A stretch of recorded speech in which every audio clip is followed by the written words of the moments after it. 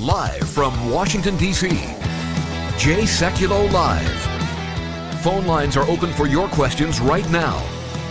Call 1-800-684-3110. That's 1-800-684-3110. And now, your host, Jordan Sekulow.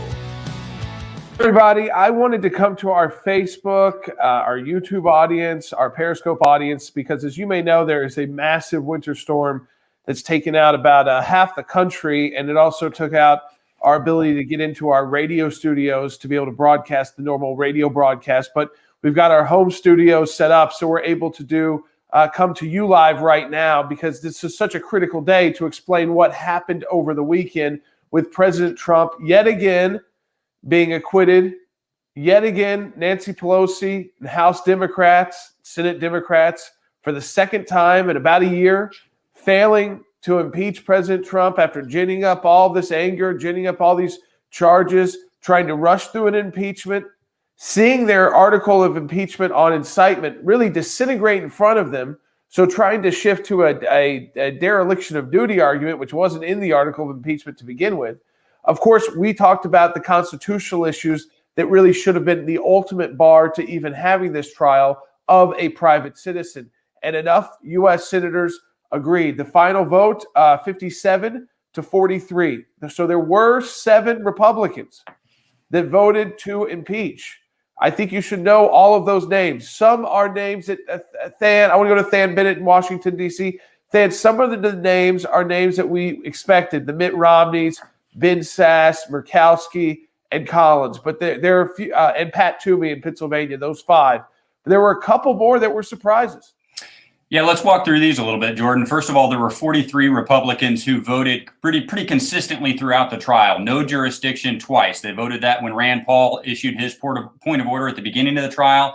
They voted that way again when it was brought up at the beginning of the opening statements. And then they voted not guilty at the end. Some of them because they didn't think it had jurisdiction. Others because they thought the merits were not there, or some combination of the two. But Jordan, you're right. The 5 senators you just named, Collins, Murkowski, Romney, Sass, and Toomey, they all voted consistently for jurisdiction, and then also voted guilty. The 2 Republican senators that I think maybe we need to explain a little bit are Bill Cassidy of Louisiana and Richard Burr of North Carolina. Bill Cassidy, we talked about this, Jordan. He voted once against jurisdiction, once for jurisdiction, then ultimately voted guilty. I think that's going to be a difficult vote to explain. But Richard Burr, Jordan, I'd be interested in your thoughts on this. I don't know how he's going to go back to voters in North Carolina and tell them that he voted twice, that the Senate does not have constitutional jurisdiction. According to this memo that we sent to his office and every office in the United States Senate, he agreed with us. The Senate did not have jurisdiction, took that vote twice, and then voted guilty in the end for a total tally of 57-43. But again, Jordan, as I throw it back to you, I just stress this: 57 votes, that's 10 short of the 67 needed for conviction. Yeah, it's way short. When you know that there was a group of U.S. senators there that just didn't like President Trump to begin with, they would look to ways to sully him. Republicans who wanted to kind of move him out of the way. I think, Than, does Richard Burr really come down to it? He didn't care about the inconsistencies because he's not running again, and maybe he wanted to put some distance between him and Donald Trump because we know he's big into business. He was investigated over maybe making bad business trades. He was cleared of that right before COVID and all of that, but that maybe he's going back into that private life of the business world and wants to be more like a Mitt Romney. I mean, maybe, Jordan. That still doesn't make sense to me, though, that he wouldn't vote for jurisdiction then, because you're really defeating your own argument, saying, the Constitution, this document clearly prohibits me from engaging in this trial, and yet I'm going to find the defendant guilty. Maybe he did want some distance, Jordan. I don't think that was probably the best way to accomplish it. And the other thing, I know we'll probably get into this in a little bit, but I would think if that were the situation, he would vote to call additional witnesses. He didn't do that. So yeah. I don't think there's a lot of intellectual explanation there, to be honest with you. Sometimes, listen, you can build these senators up as much as they want. A lot of times they're voting in their own interest. I think the next one, and then I want to get into some of the serious flaws of the Democrats' moves in the final couple of days. And again, what happened over the weekend as well with this call for witnesses and then how they kind of wimped out.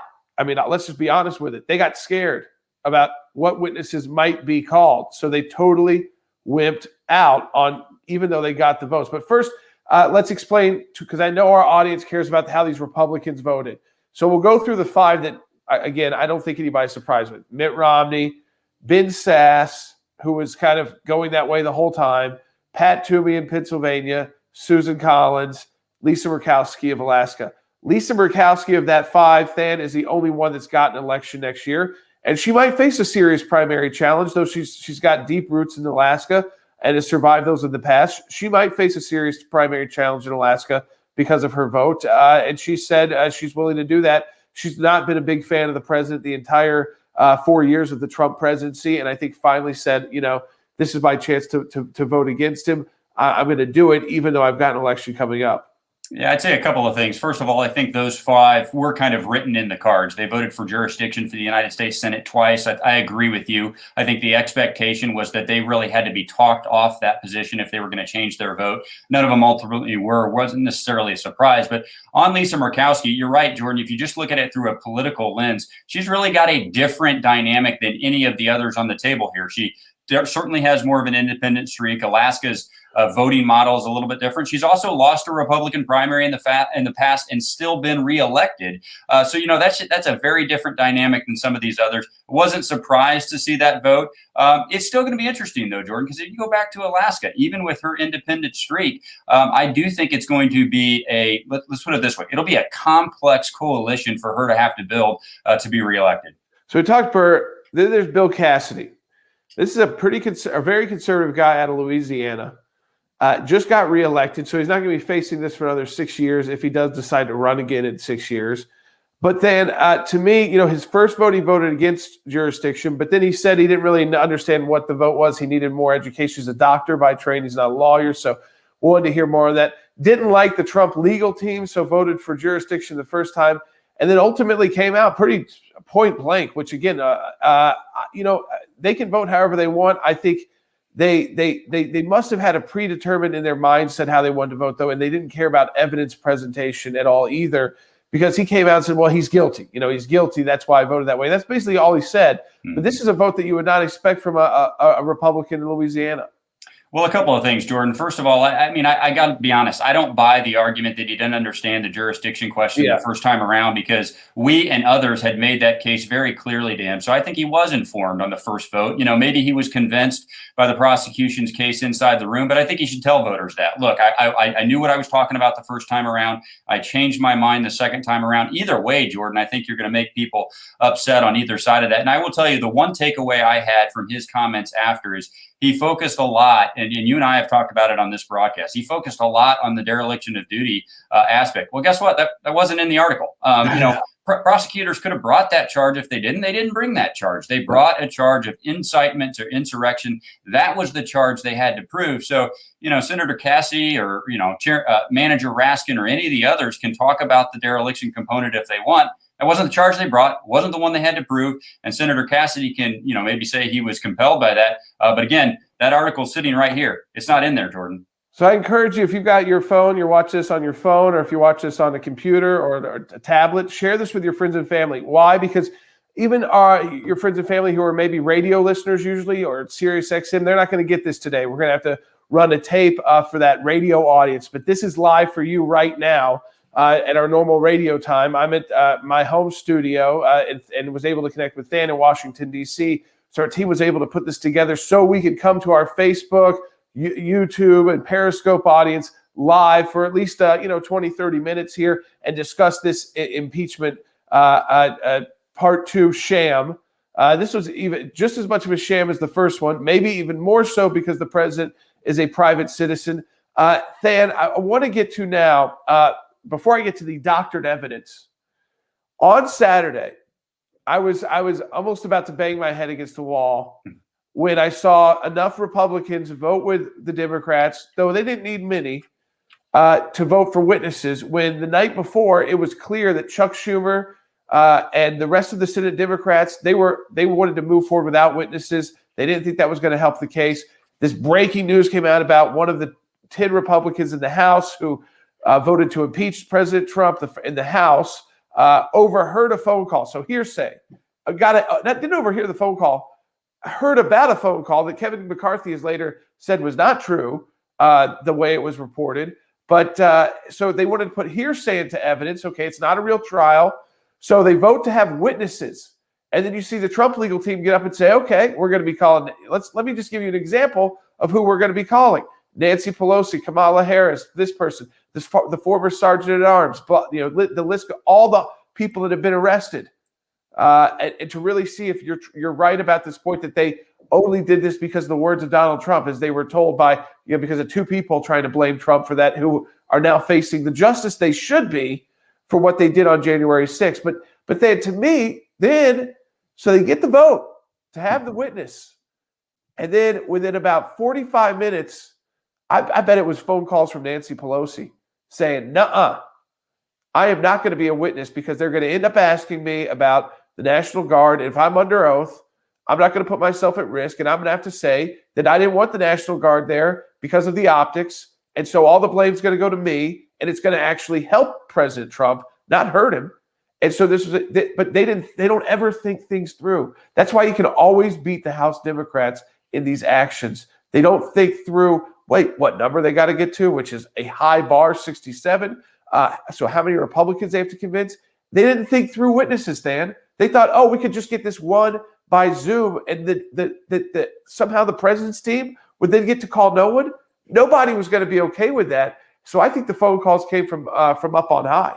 Yeah, I agree with you, Jordan. This was a wild part of the trial on Saturday. I mean, let's walk through it a little bit. First of all, a lot of the conversation leading up to this vote on whether to call witnesses was, again, on something that was not in the article. It was not on incitement. It was on what happened after the fact. So they were, again, trying to prove something that they didn't actually charge, which I think was not a winning strategy from the beginning. But ultimately, Jordan, they only needed to pick up one Republican if they could keep all Democrats together to be able to call witnesses.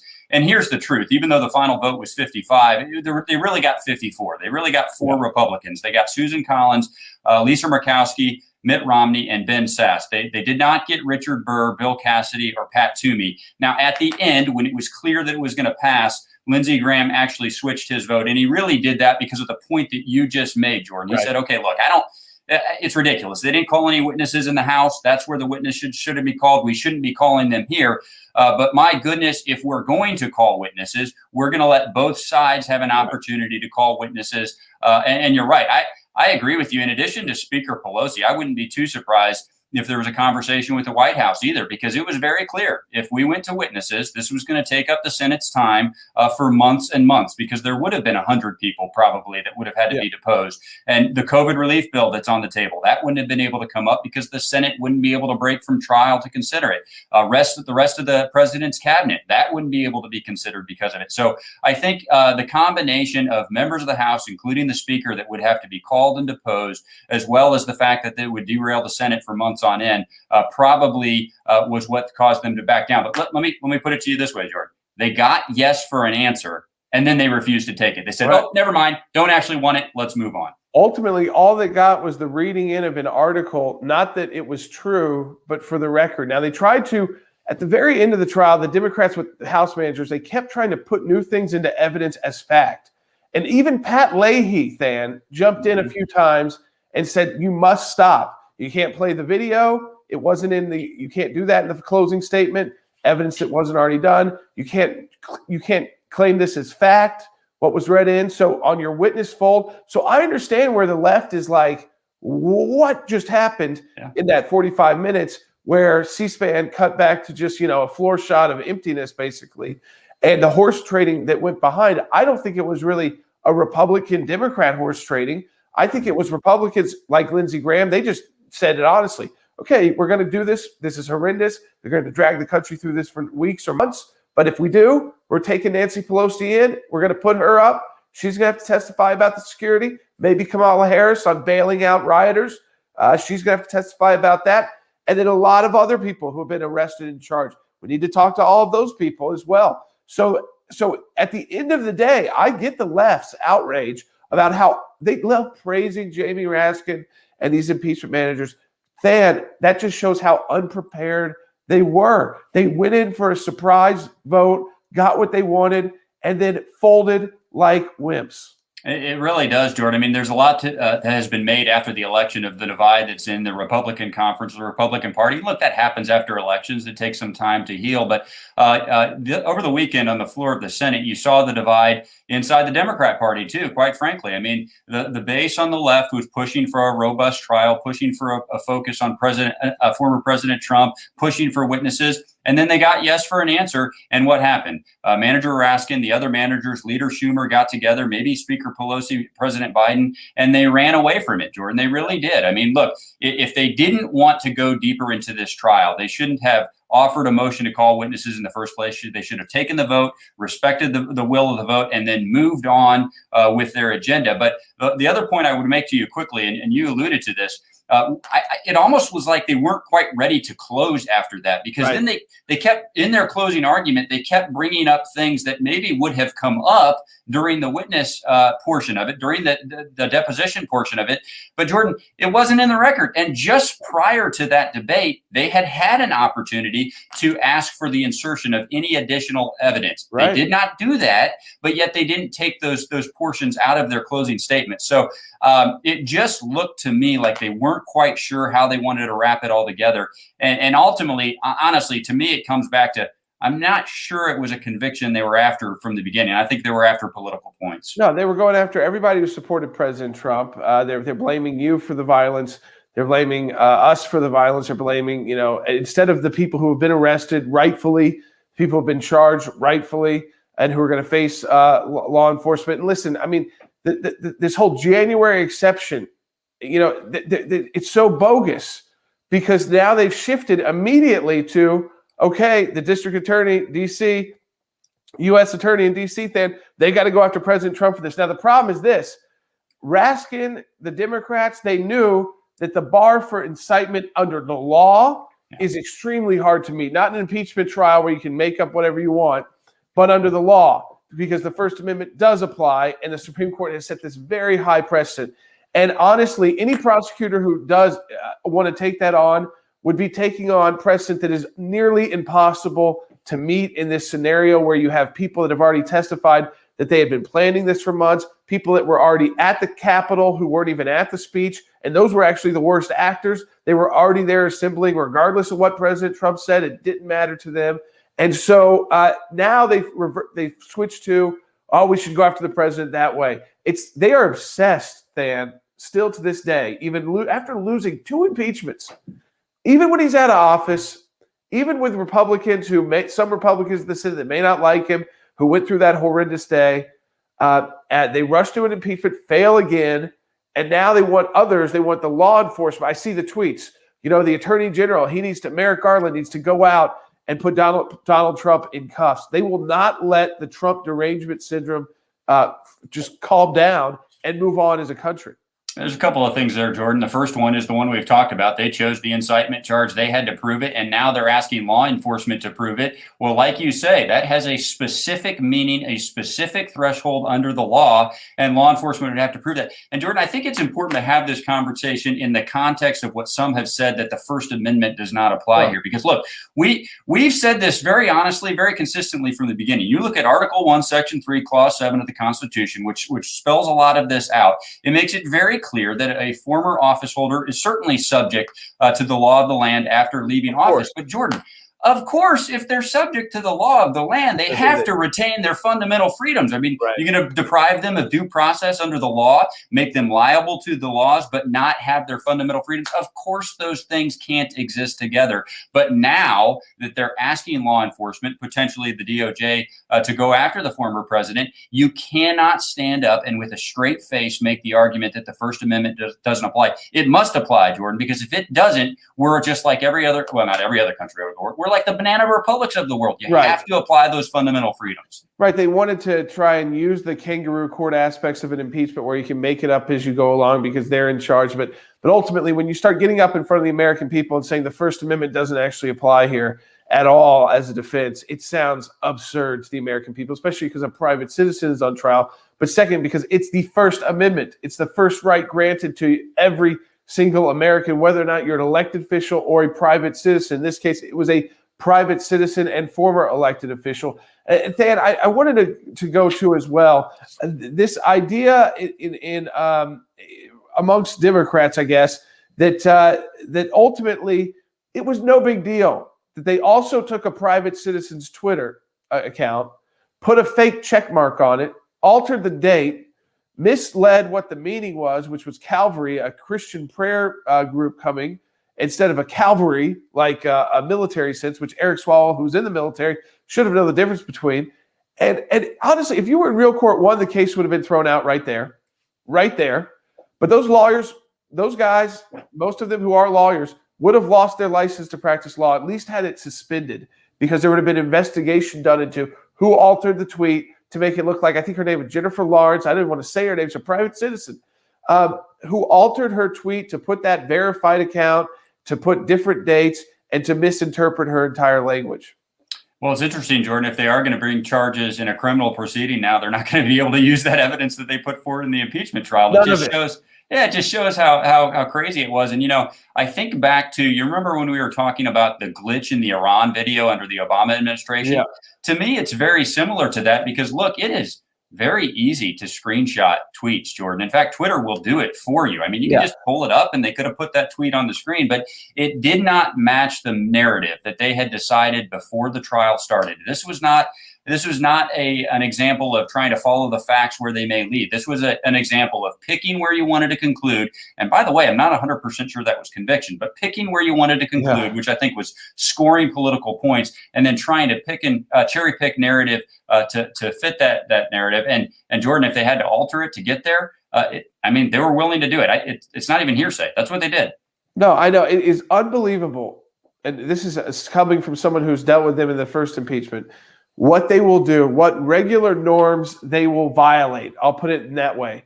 The norms of practicing law that would get you in serious, serious trouble if you were in a court of law. I will tell you what they showed in this impeachment trial. Almost, I'd say 98% of it you could not show in a trial because the way it was spliced, because they did not show that the president said peacefully and patriotically. So they never showed that. As House Democrats never even addressed that. They never addressed that until the very end of their closing argument. If I was them, I would have gotten out ahead of that because you've got to somehow get out ahead of him saying peacefully and patriotically, and then instead of just using the word fight, because everybody in politics used the word fight. And we talked about this throughout the week, but then they get to the bizarre closing.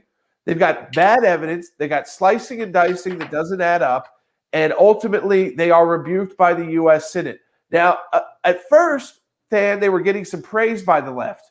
But then what I noticed is the hard left, and over this weekend too, really started hammering these House managers on failing to follow through again with the witnesses. I think with that move, they may have been trying to appease the AOC world of the hard left, and they failed because they have, in a sense, divided their own party through this impeachment.